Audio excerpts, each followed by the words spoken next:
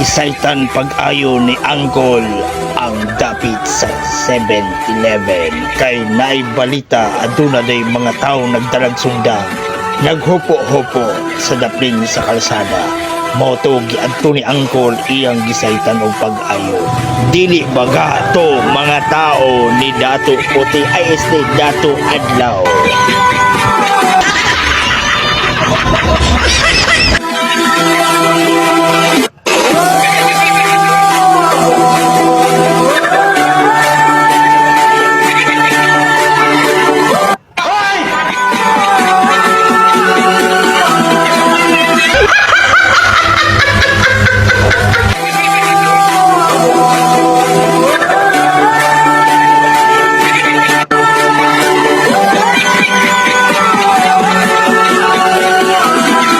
Kanusa gaha kini mahuman ang bakbakan ni Angkol. Bisan ako wala ko kabalo kung kanusa ni mahuman ang iyang bakbakan.